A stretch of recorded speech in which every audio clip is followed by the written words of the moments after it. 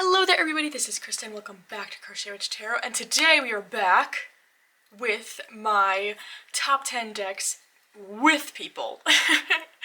So a few days ago I made my top 10 decks without any people or people-like figures, inspired by a video put out by Sarah from Tangy Tarot, and I just thought it would be fun to do the other end of this, especially since decks without people are kind of my usual forte.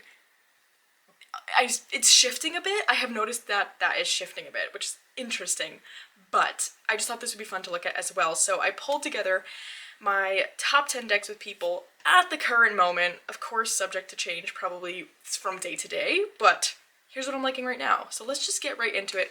And we're gonna start with the only deck here that should have any sort of nudity warning, so that's out there. And that is the Abyssal Tarot.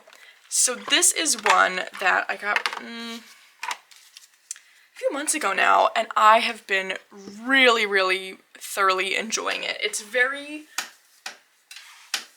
abstract feeling, watery, and this is a photography deck, so it's sort of like extra people-y to me in that way because we've got these real people, real figures. But I really love how dreamy this deck feels. I do like the nudity going on, not in in terms of there's like a real vulnerability happening in this deck, which is interesting because usually any sort of nudity is like, especially, it's really just because this photography form. If it's like paintings, things like that, doesn't bother me. But in photography, like the first few times I saw this, I was very like, ooh, like that feels like really just intensely out there for me. Not out there, but like, it just like a lot. But now that I have it and I use it, it more feels like this real vulnerability, and I've come to really appreciate that. So this is a deck I really enjoy using. It's very intense, I feel, but not crazily so. I don't know, it feels very spiritual in a way. I haven't quite pinpointed my descriptors around this deck clearly, but it does feel very divinely connected in a way when I use it. Ooh, that is brutal. Yeah, really love that one. That is the Abyssal Tarot. Alright. Next, we've got two decks by the same creator, and I could not help myself. I tried to just pick one, I couldn't. So let's start with the Guyant Tarot by Kat Black. I just think her work is so spectacular. And this is the new linen version of it, put out from US Games. I think they did such a fantastic job with the quality. But I love this deck. I love Kat Black's decks. I think she just brings so much life to these characters in these paintings, and they just have such noticeable personalities. This deck often makes me laugh out loud just with what's going on with the guidebook descriptions. I don't know, it's got a funny personality to me. I just watched oh my gosh. No, I can't forget. You ever like just completely blank on channel names, even though like every time they put a video out, I'm like, ooh, watching immediately, which I did. Robin from Robin's Reflections just put out a video on how she personifies her decks, and I feel like I need to do that because I really do. But the thing is that it's not just like some decks I personify and some don't. Like I just personify every object I own. It just is a thing my brain does. So, but maybe that would be an interesting perspective. Anyways, this is one that has a really loud personality to me. I really enjoy using it. I am so fascinated by art history. It's one of my favorite things to learn about, and so that's definitely a common theme going through my picks here, but yeah, this is always a fun one. The Golden Tarot by Cat Black. And I love this bag I have for it. This is by, oh, I'm gonna draw a blank again. They're here on YouTube as well. Oh no. I will put a link below. Names are not coming into my brain right now, but she's also on like 3 Girls, 1 Deck. Well, she makes really beautiful bags. I've mentioned them before, but I really just love this one for the Golden Tarot. Okay, now next, our other Cat Black deck, the Touchstone Tarot. I love this one. This is the current edition that's out, and I do really like it. I used to have that like first mass market edition that came out, and I ended up rehoming it. Not really sure why.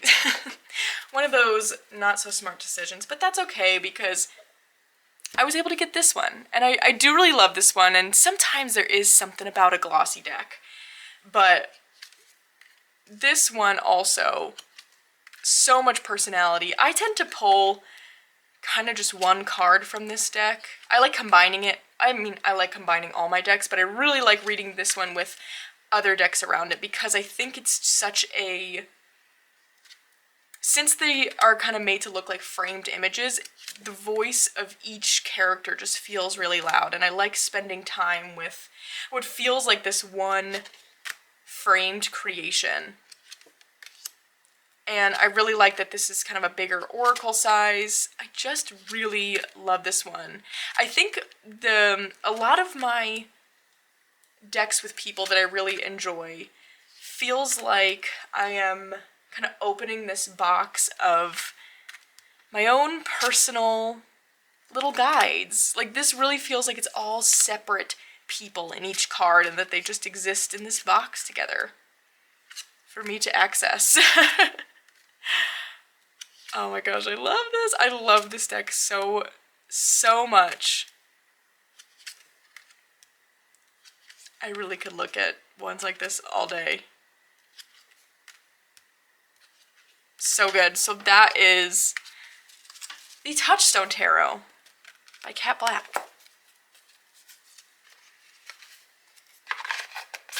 Oh, and I don't think I mentioned, again, I'm not going in any particular order. I brought my stack over and I'm just randomly grabbing from the top of the pile. So next is, well, I don't know, maybe if it is a surprise for me, but I don't know, in general, no. Pagan Otherworlds. I really have started bonding with this deck. I had a hard time in the beginning with this one for some reason. It just wasn't seeming to click for me, but I think, like I said, my deck style has been shifting just a bit to really want to use more of decks with people in them, kind of these like high art style decks. That's definitely a theme running through my selections, not totally, but there are a lot of them here. And this one really does feel like a high art experience, not at all making a distinction of like then anything else is like low art. I just don't really know how else to describe this like museum, like antiquity museum feel. Does anyone have a word for that? If you do, please let me know, because I don't like using the term high art per se. But anyways, besides the point. So with my tastes kind of changing, all of a sudden it just has started to really click with this deck, and I love it. I really love it. I think it's so beautiful, and I feel like, I don't know, there's just such an openness and airiness to about it that I really enjoy. It really is one of those decks where it feels like each card is such its own individual masterpiece. Like sometimes I feel like I have decks where it's like it comes together to create a whole, and then others where each card feels so individual. Not to say that it's not coherent, because obviously this deck is, and it was made to be a deck. But I think because it was painted, something about my brain just registers it as like, oh, each card really is its own little tiny masterpiece. And I love this deck for that. So, Pagan Otherworlds.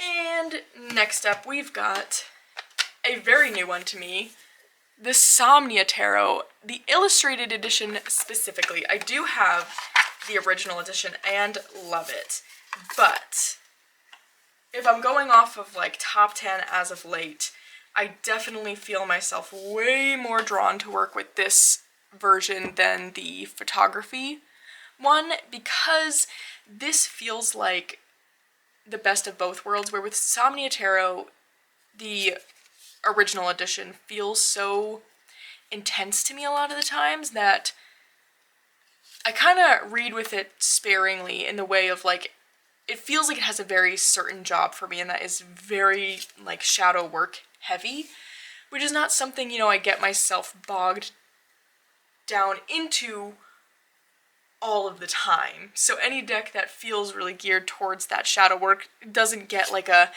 everyday use per se. Where this one, something about just illustrating those photographs brought it down to a daily draw, daily use kind of place for me, and I don't know why. Maybe it just softened it a little bit.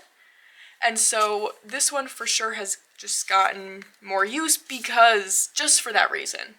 Because it feels approachable for the day-to-day. And I love this deck. I just think all the things going on with these people are so interesting. Like, everything in these pictures just feels like unraveling more and more meaning, and I just think that there isn't a card in here that I feel any sort of disappointment by. I just think everything is so well thought out and smart. Like, look at that Three of Swords. How cool. I'm really enjoying my time with this one, so even though it is new, it has to take a spot here because I love it. I think it's so fantastic, and it pairs so well with so many of my oracles. Can't recommend this one enough, especially since also it comes with the guidebook in the box. Something about that I'm just really enjoying too, but it could just be because I've got the PDF of the other guidebook and not the printed, so that could just be on me. But anyways, that is the Somnia Tarot Illustrated Edition. Next, the Gentle Tarot. This is my little linen edition. I love this one. This feels like I get kind of the best of both worlds, because we've got some cards that are just animals, and then some of the cards bring in that human element. But I really like exploring the connection between the two with this deck. It's something that I feel like is unique in my collection in that way, where I don't feel like I've got many, if any, actually, decks that really do the same kind of thing.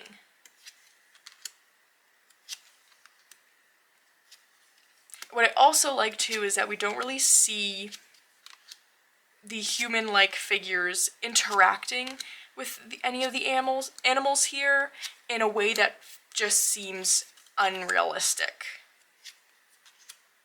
I think that's a way it's unique too, where it very much feels like some of the cards are the animal world and some of them are, it's definitely humans interacting with nature, but it feels like realistic.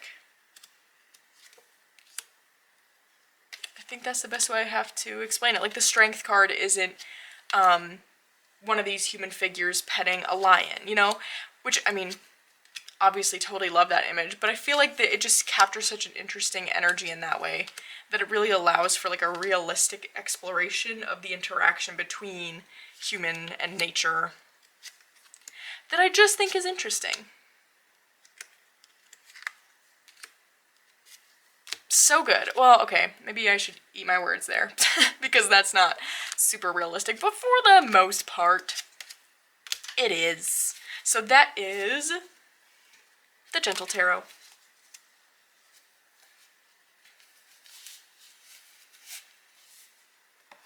Okay, I think this is my last kind of like museum art feel deck I've got here, and this is the Revival Art Tarot. I have the first edition.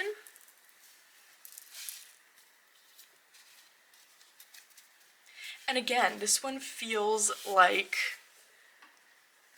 just a little collection of many different voices.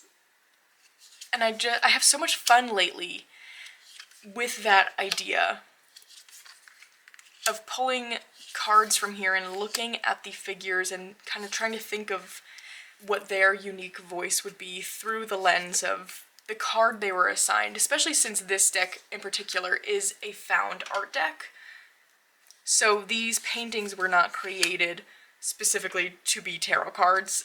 So I think it's kind of interesting to pull one of these, like with this Nine of Cups, to think about what this man in this painting might be saying. What does he think about being assigned the Nine of Cups? I don't know. I think that's just where my brain goes with this one, but I really love it.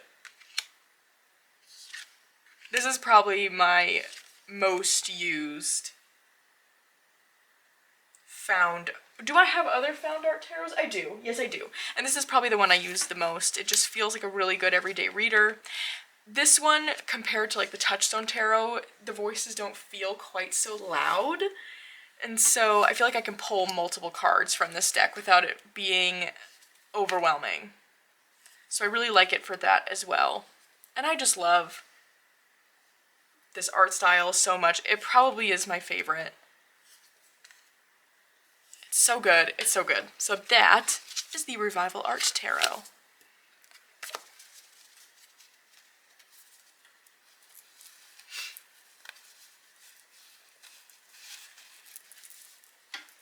Alright, next up, we've got the Guyant Tarot. This is such a great one. This is one I use when I really want to connect with that very, very human-like energy. This is probably, to me, feels like the most people-y of all my people decks. Even though we do get a lot of animals and things like that in here, it feels, I guess what I should say is, of all of my tarots, so I'm just obviously like looking at my tarots here. I haven't pulled any oracles. If that would be interesting to do this same kind of thing but just oracles, let me know, because I'm an oracle gal.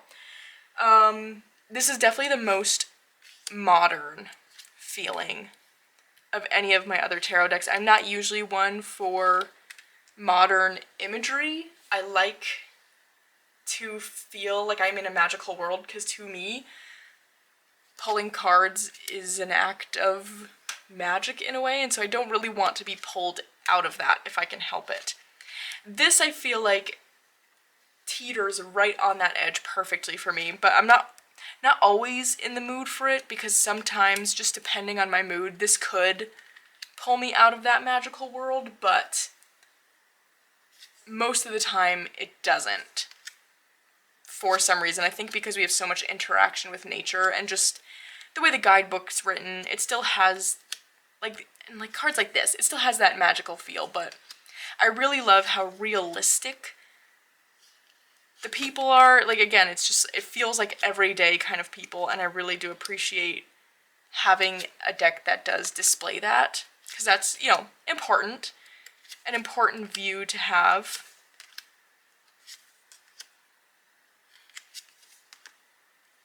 Rather than people of antiquity. Okay, well that was rude of my camera.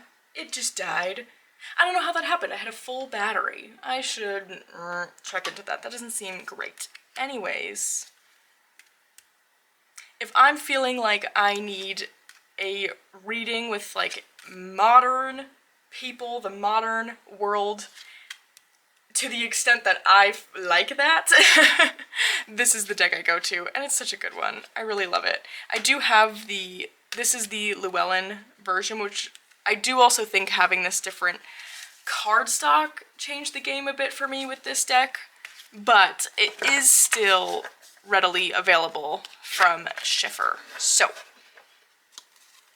that is the Guyant Tarot. And also I do know that Schiffer, like, they're coming out with that new version of the Bonefire. I'm really excited to see how that is, where it's like smaller. I'm hoping they're just catching the vibe of making things easier to handle. Because if that's so, I think it'd be super cool if they came out with a smaller version of this as well.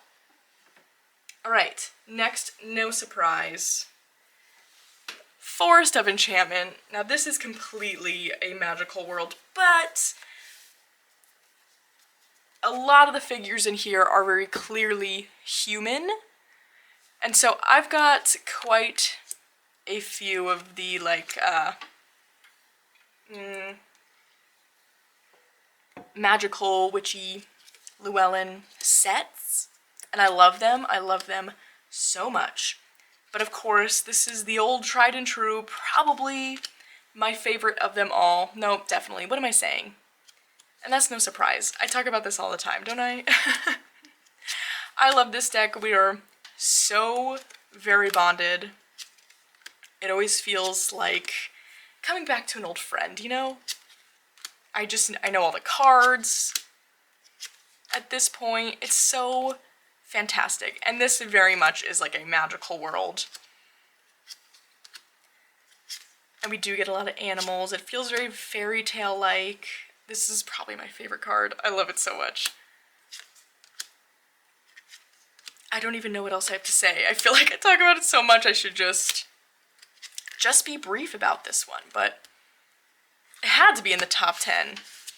So, that is the Forest of Enchantment Tarot. And last but not least is actually probably my newest of what I just mentioned, the Llewellyn witchy magical tarot sets, and that is the Tarot of the Witch's Garden, which also is printed on a linen feel cardstock. And I think they did a great job as well. I have been loving this one. I use it so much ever since I got it. I think everything about it is great. I love the magical feel. I love all the people in this deck.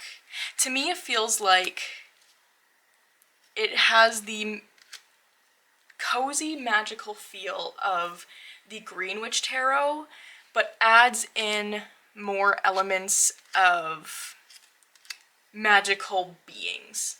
So the Green Witch Tarot, I feel like, is a little bit more, even though it does not show a modern world, it feels a little bit more rooted in, like, real life people at some point in time, where this one feels completely like its own magical fantasy world. So I suppose that's, if you're thinking about, you know, if you like both of them but are feeling like, ooh, I shouldn't get this because it's so similar to this. Personally, I don't find them to be very similar.